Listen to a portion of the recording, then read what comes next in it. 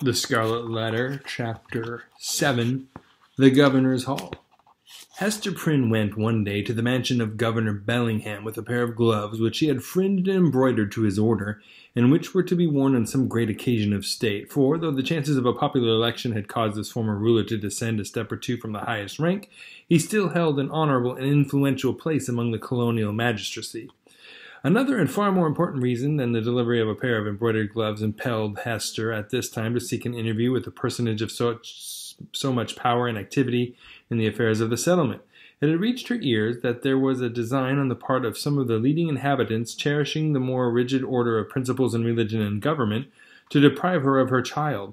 On the supposition that Pearl, as already hinted, was of demon origin, these good people not unreasonably argued that a Christian interest in the mother's soul required them to remove such a stumbling block from her path.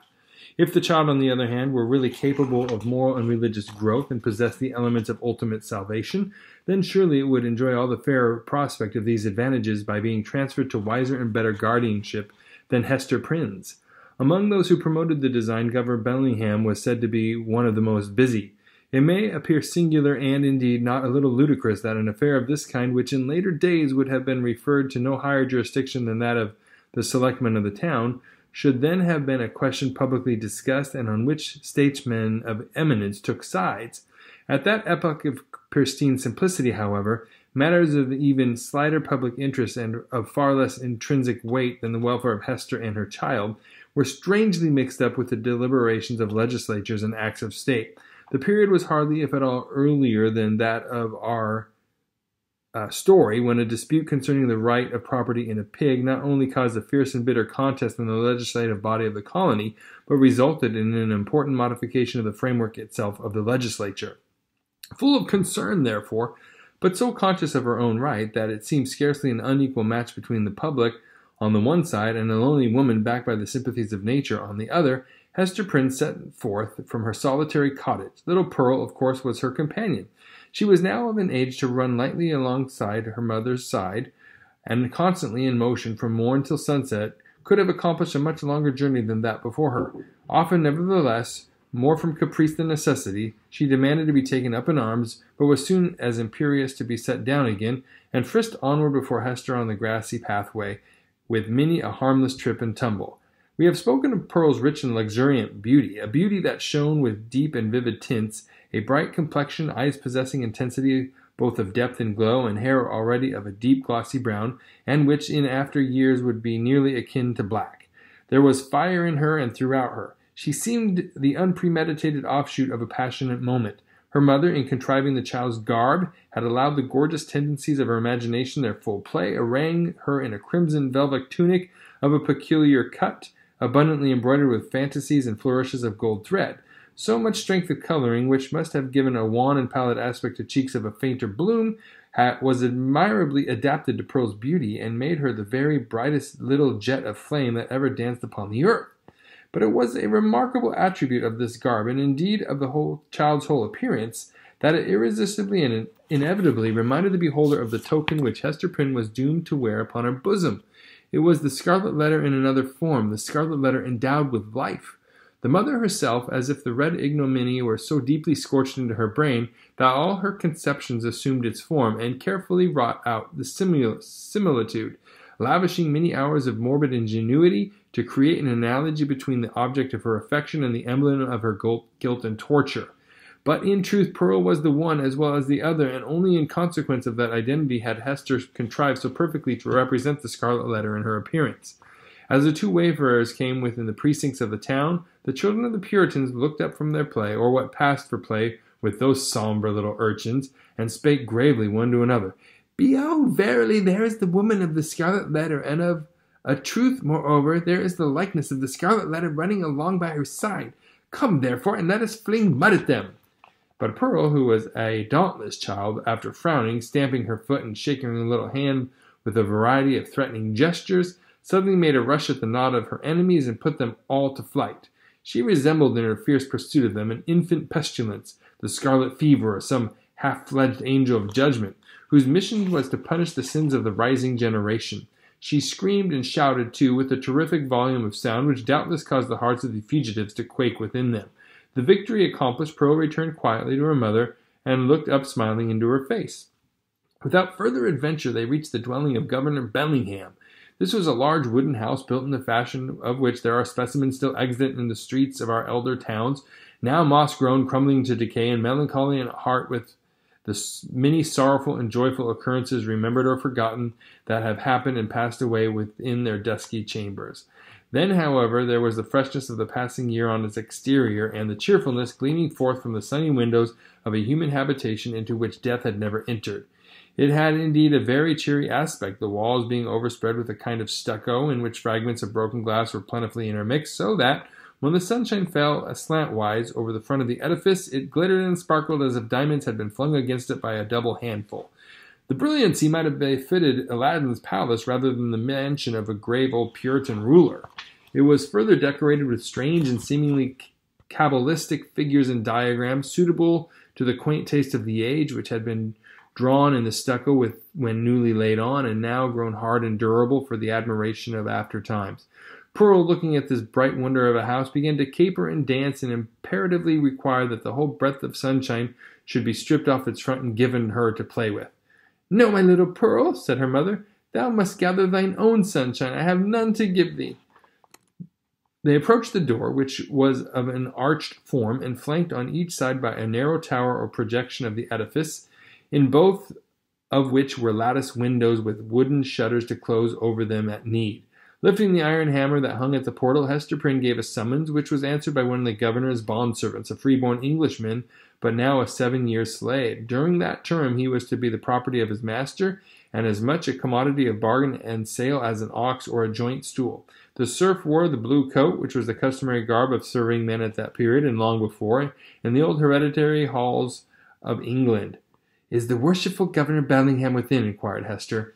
"Yes, forsooth," replied the bond-servant, staring with wide-open eyes at the Scarlet Letter, which, being a newcomer in the country, he had never seen before. "Yea, his honourable worship is within, but he hath a godly minister or two with him, and likewise a leech. Ye may not see his worship now." "Nevertheless, I will enter," answered Hester Prynne, and the bond-servant, perhaps judging from the decision of her air and the glittering symbol in her bosom that she was a great lady in the land, offered no opposition. So the mother and little Pearl admitted into the hall of entrance. With many variations suggested by the nature of his building materials, diversity of climate, and a different mode of social life, Governor Bellingham had planned his new habitation after the residences of gentlemen of fair estate in his native land. Here, then, was a wide and reasonably lofty hall, extending through the whole depth of the house, and forming a medium of general communication, more or less directly, with all the other apartments. At one extremity, the spacious room was lighted by the windows of the 2 towers, which formed a small recess on either side of the portal. At the other end, though partly muffled by a curtain, was a more powerfully illuminated by one of those embowed hall windows which we read of in old books, and which was provided with a deep and cushioned seat. Here on the cushion lay a folio tome, probably of the Chronicles of England or other such substantial literature. Even as our own days, we scatter gilded volumes at the center table to be turned over by the casual guest. The furniture of the hall consisted of some ponderous chairs, the backs of which were elaborately carved with wreaths of oaken flowers, and likewise a table in the same taste, the whole being of the Elizabethan age, or perhaps earlier, and heirlooms transferred hither from the governor's paternal home. On the table, in token that the sentiment of old English hospitality had not been left behind, stood a large pewter tankard, at the bottom of which, had her Hester or Pearl peeped into it, might have seen the frothy remnant of a recent draught of ale. On the wall hung a row of portraits representing the forefathers of the Bellingham lineage, some with armor on their breasts and others with stately ruffs and robes of peace. All were characterized by the sternness and severity which old portraits so invariably put on, as if they were ghosts rather than the pictures of departed worthies, and were gazing with harsh and intolerant criticisms at the pursuits and enjoyments of living men. At about the center of the oaken panels that lined the hall was suspended a suit of mail, not like the pictures of an ancestral relic, but of the most modern date, for it had been manufactured by a skillful armorer in London the same year in which Governor Bellingham came over to New England. There was a steel headpiece, a cuirass, a gorget, and greaves, with a pair of gauntlets and a sword hanging beneath, all, and especially the helmet and breastplate, so highly burnished as to glow with white radiance, and scattered an illumination everywhere about upon the floor. This bright panoply was not meant for mere idle show, but had been worn by the governor on many solemn muster and training field, and had glittered, moreover, at the head of regiment in the Quad War. For, though bred a lawyer and accustomed to speak of Bacon, Coke, Noy, and Finch as his professional associates, the exigencies of this new country had transformed Governor Bellingham into a soldier, as well as a statesman and ruler. Little Pearl, who was as greatly pleased with the gleaming armor as she had been with the glittering frontispiece of the house, spent some time looking into the polished mirror of the breastplate. "Mother," cried she, "I see you here. Look, look!" Hester looked by way of humoring the child, and she saw that, owing to the peculiar effect of this convex mirror, the Scarlet Letter was represented in exaggerated and gigantic proportions, so as to be greatly the most prominent feature of her appearance. In truth, she seemed absolutely hidden by it. Pearl pointed upward also at the similar picture in the headpiece, smiling at her mother with the elfish intelligence that was so familiar an expression on her small physiognomy. That look of naughty merriment was likewise reflected in the mirror, with so much breadth and intensity of effect that it made Hester Prynne feel as if it could not be the image of her own child, but of an imp who was seeking to mold itself into Pearl's shape. "Come along, Pearl," she said, drawing her away. "Come and look into this fair garden. It may be we shall see the flowers there, more beautiful ones than we find in the woods." Pearl accordingly ran to the bow window at the farther end of the hall and looked along the vista of a garden walk, carpeted with closely shaven grass and bordered with some rude and immature attempt at shrubbery. But the proprietor appeared already to have relinquished, as hopeless, the effort to perpetuate on this side of the Atlantic, in a hard soil and amid the close struggle for subsistence, the native English taste for ornamental gardening. Cabbage grew in plain sight, and a pumpkin vine, rooted at some distance, had run across the intervening space and deposited one of its gigantic products directly beneath the hall window, as if to warn the governor that this great lump of vegetable gold was as rich an ornament as New England earth would offer him. There were a few rose bushes, however, and a number of apple trees, probably the descendants of those planted by the Reverend Mr. Blackstone, the first settler of the peninsula, that half-mythological personage who rides through our early annals, seated on the back of a bull. Pearl, seeing the rose bushes, began to cry for a red rose, and would not be pacified. "Hush, child, hush," said her mother earnestly. "Do not cry, dear little Pearl. I hear voices in the garden. The governor is coming, and gentlemen along with him." In fact, adown the vista of the garden avenue, a number of persons were seen approaching towards the house. Pearl, in utter scorn of her mother's attempt to quiet her, gave an eldritch scream, and then became silent, not from any notion of obedience, but because the quick and mobile curiosity of her disposition was excited by the appearance of these new personages.